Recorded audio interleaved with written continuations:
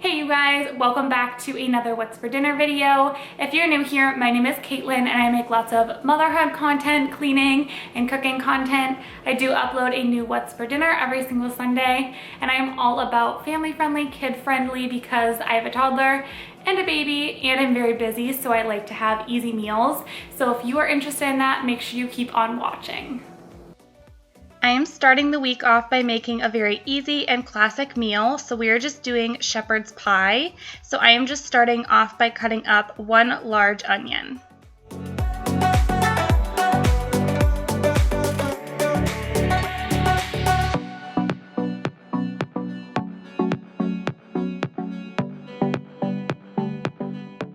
And then you're also going to want to cut up your potatoes. So for shepherd's pie, you do mashed potatoes on top. I think I did like 6 potatoes if I remember right, and I used russets, but you can use whatever type of potato that you like to make mashed potatoes with.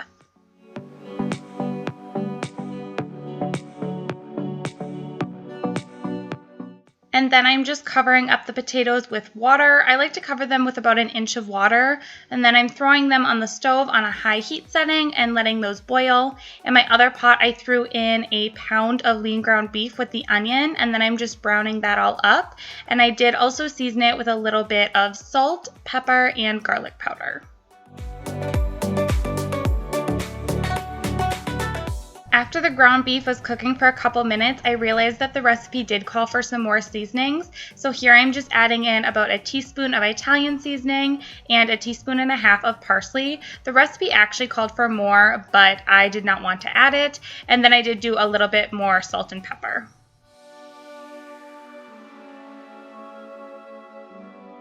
Once your ground beef is all cooked up, you're going to be adding in 1 tablespoon of Worcestershire sauce and then a big heaping scoop of minced garlic, and then you're going to cook that up for about 1 minute. And then I'm also adding a couple tablespoons of regular flour as well as a couple tablespoons of tomato paste. I think the recipe called for 2 tablespoons. I probably used about 3.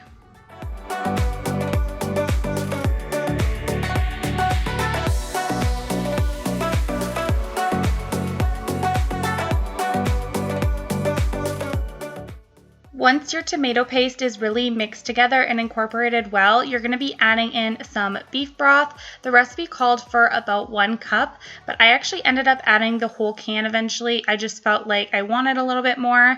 I think it's because I did add extra vegetables than the recipe called for.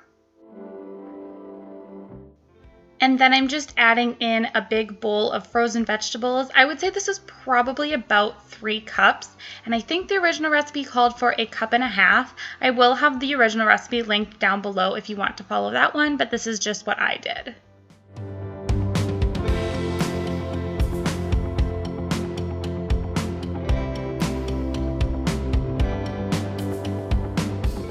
And then just let this mixture simmer on your stove for a few minutes while you're mixing up your mashed potatoes. So I'm just starting off by draining my mashed potatoes, and then I'm throwing them back into the pot.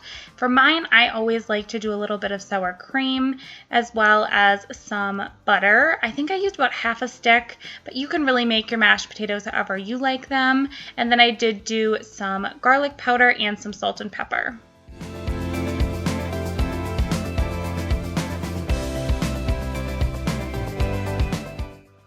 And then I'm adding a good splash of milk. I do normally warm it up before adding it to mashed potatoes, but I just didn't on this day. And then just mash those up with your potato masher. Add a little bit of cheddar cheese, and that is about it for the mashed potatoes.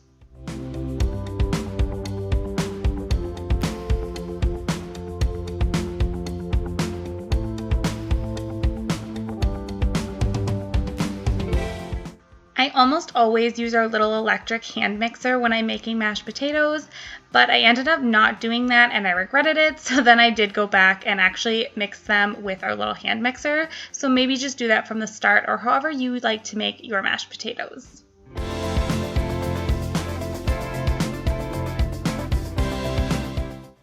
Spray a baking dish, and then you're just going to layer this into your pan. So you put the actual meat and veggie mixture on bottom, and then on top will be the mashed potatoes.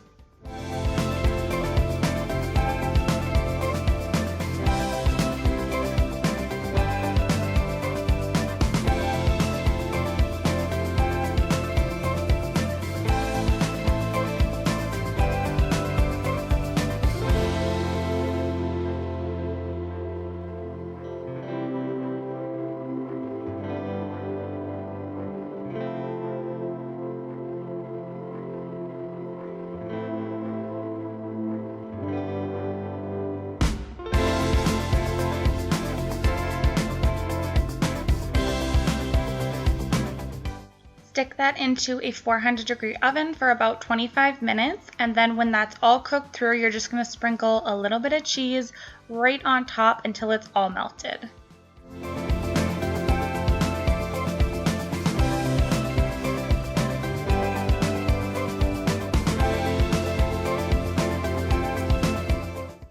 To go with the shepherd's pie, I'm just making some cheesy garlic bread.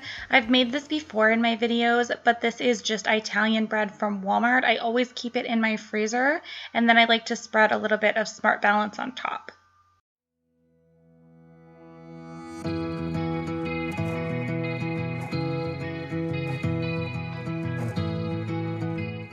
I always like to put a little bit of garlic salt on ours. I just think it tastes good. And then I sprinkle it with Monterey Jack cheese and stick it in the oven for about 10 minutes.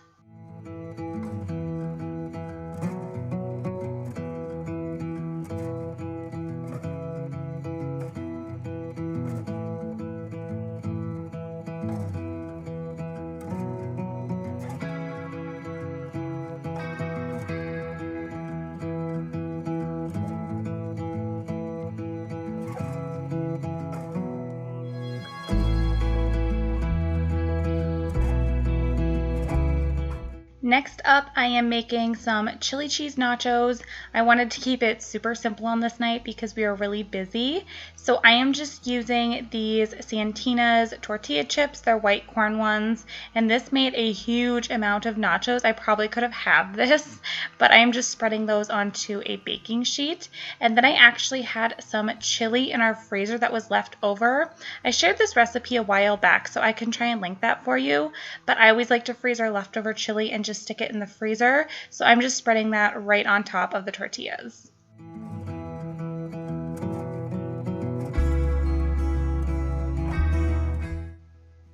And then for the cheese, I am just using a Colby and Monterey Jack blend right on top. And then you're going to throw this into a 400-degree oven for about 10 minutes.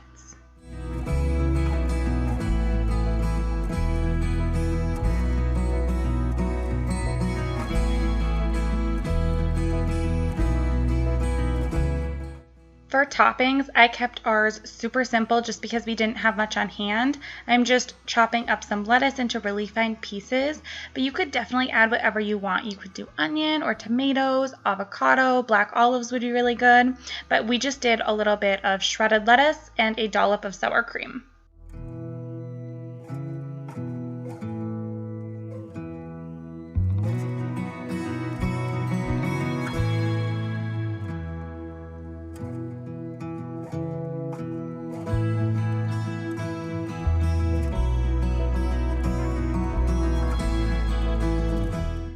For the next night, I am just making a regular pizza, and I am using bacon for our toppings. I'm keeping it super simple, but I had this bacon in our freezer that I had gotten a while back, so I thawed that out, and now I'm just cutting it up into pieces. Some people use a knife, but I always think it's so much easier to use kitchen shears for this.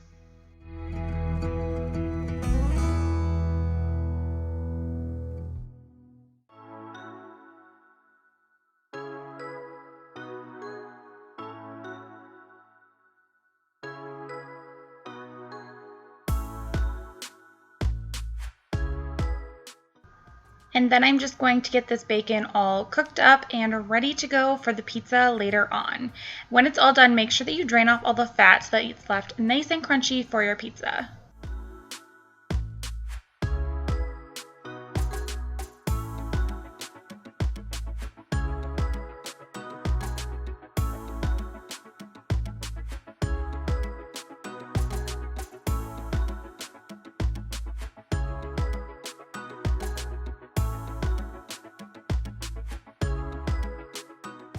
I've made this pizza dough recipe before, so I didn't actually film it on camera. I just felt like it was very repetitive, but I can have it linked for you. It is the KitchenAid pizza dough recipe, but then I do make it with wheat flour instead.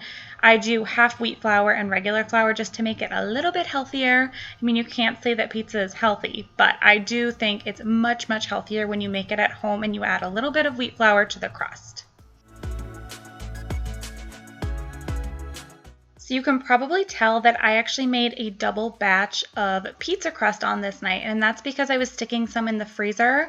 I also included how I make my pizzas for the freezer. We never buy frozen pizza. I just don't think it tastes very good. It's so much better when you make it homemade. So I actually love pre-making pizzas and sticking them in the freezer. So when I have a lazy cooking night, I literally just throw a frozen pizza in the freezer just like you would normally get at the store. One little thing that I do to save money when making homemade pizza, not that it's very expensive to begin with, but one little thing you can do is to just use regular tomato sauce and then add your own seasonings. It's so much cheaper than buying the cans of pizza sauce, and I feel like it's probably actually healthier too, I would guess, because you can actually control like the amount of salt and everything. But I like to add some salt, onion powder, garlic powder, Italian seasoning, and then sugar. The sugar is important because you do want to make sure that it's not really acidic, so that sugar kind of cuts some of the acidity. But I don't have measurements, I just kind of add everything to taste.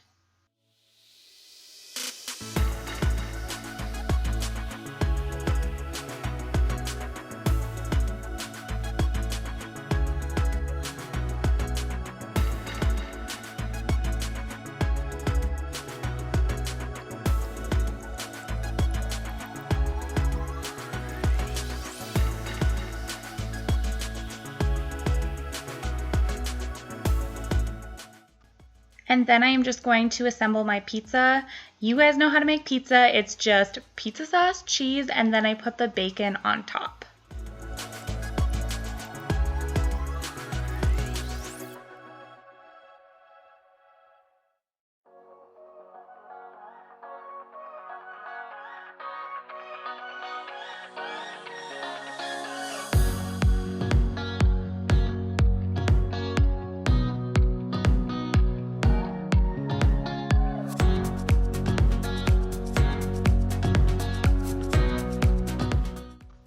And then I put this in a 400-degree oven for about, I think it was like 20 minutes it usually takes. And then I'm also popping those pizza crusts in as well. You're going to pre-bake them for about 10 minutes and then take them out and put them on a cooling rack.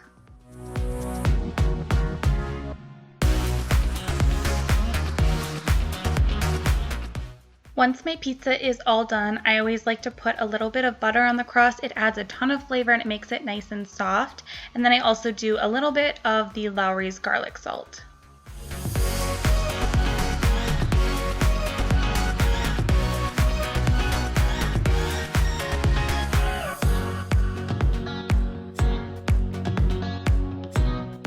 So now I want to show you how I actually make my little freezer pizzas to put in the freezer. I don't think a lot of people realize that you can do this, and it's so easy to do when you're already making pizza for dinner by just doubling the recipe and making double, and then you have frozen pizzas for later on that take no extra time. So you're going to just assemble the pizzas like normal. Like I said before, you need to pre-bake the crust. That's the main thing. It takes about 10 minutes. Let it cool all the way, and then just add all of the toppings like you normally would.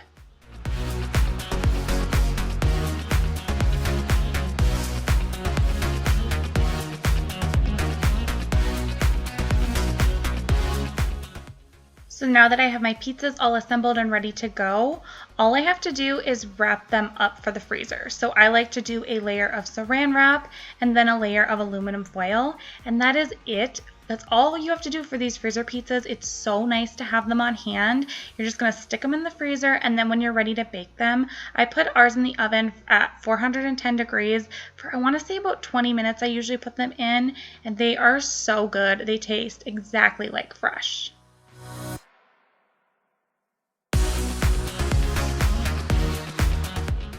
For the last meal of the week, I'm keeping it pretty simple. We just did potato salad and hot dogs, but I did make the potato salad from scratch, and it was my first time doing this. It was actually pretty fun, and I will definitely be doing it again. So I'm just having Easton help me get the potatoes ready to be boiled. I scrub them all up, and then I'm adding them into a pot with some water.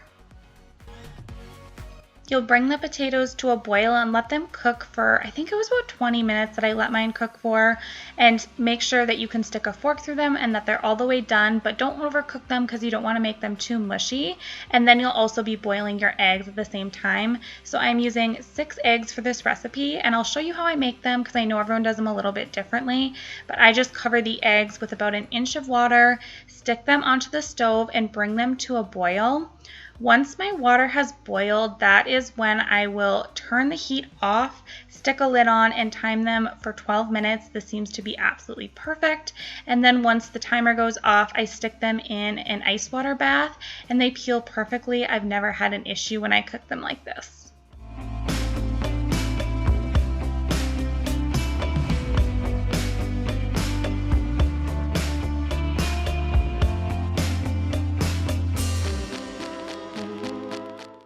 I had to include this little clip because it is just so raw and real. If you are a mom, you know exactly how it is cooking with kids, and my life is no different. I just tried to hide it from the camera so you guys don't have to look at this mess all the time, but my toddler decided to spit the egg out everywhere while I was peeling the other ones. Just a little taste of the real mom life.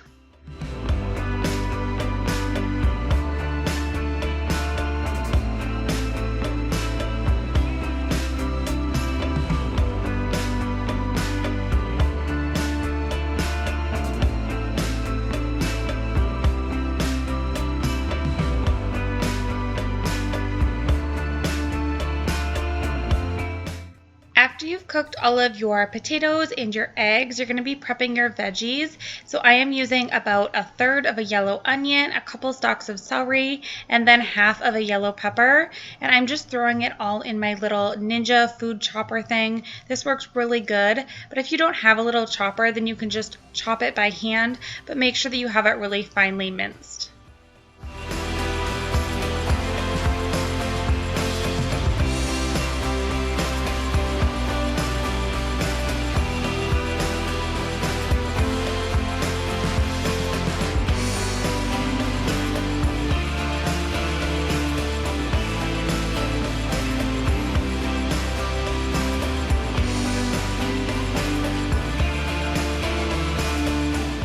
And I love when potato salad has pickles in it, so of course I had to add a bunch.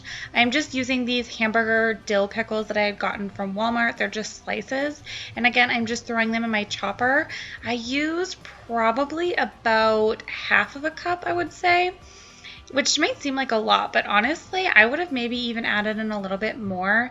I really liked the flavor of it. It was super, super good. So definitely would say add some pickles to your potato salad.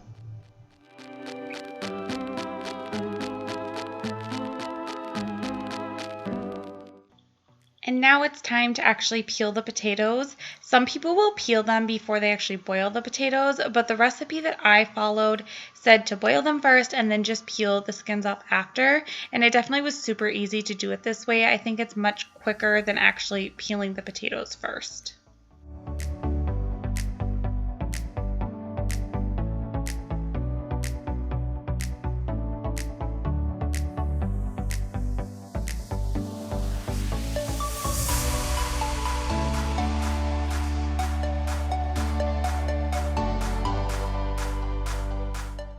And then when it comes to prepping all of the eggs, you're going to be splitting them in half and then just separating the yolk from the white.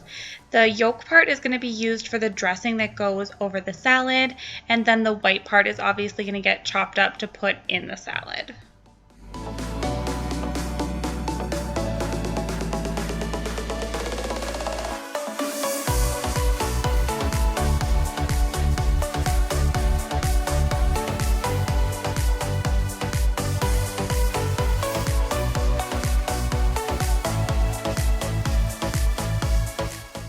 And then moving on to making the dressing for the potato salad, you're just going to be smashing up all of the egg yolks that you had separated out before. Make sure that they are mashed really, really well because this makes up the base of the dressing.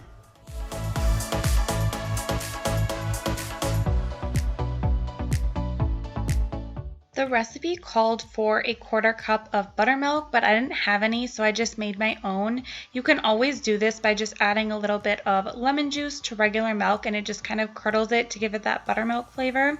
So that's a little tip if you've never done that before. And then I'm also adding about a cup of mayonnaise.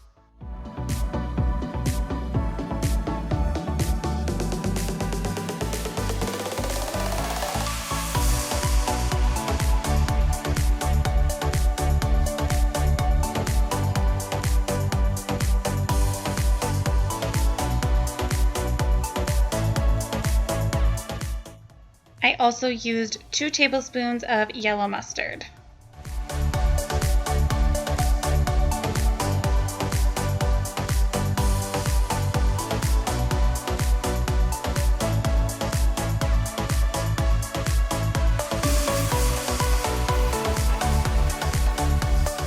Add in a splash of pickle juice and then some salt and pepper. I did end up adding a little bit more salt and pepper later on, but then just mix this up and it was a really, really good dressing. I wouldn't change a thing, honestly.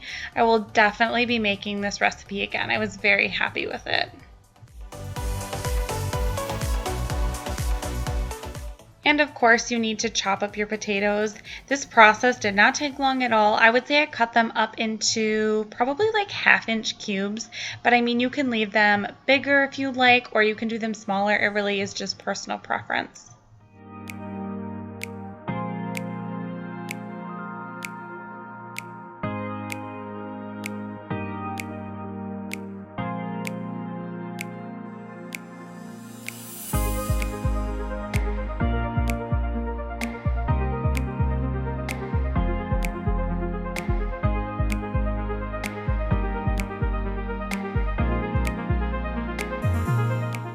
Then just add your chopped up eggs and your veggies into the potato salad, mix it up, and then give it a little taste and see if there's anything that you want to add. I ended up adding a little bit more salt and pepper, but it's really up to you and your personal preference. But this was a really, really good potato salad. I literally ate it for breakfast the next day, but you guys will love it. Definitely give this one a try.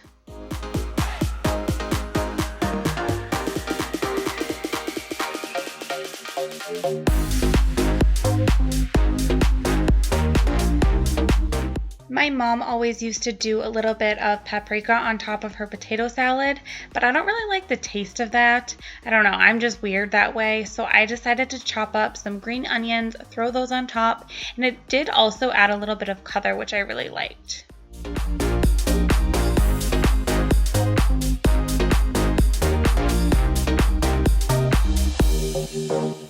And since this side was a little bit more time consuming to make, I kept it super simple and just made some hot dogs to go with it, and this paired perfectly together.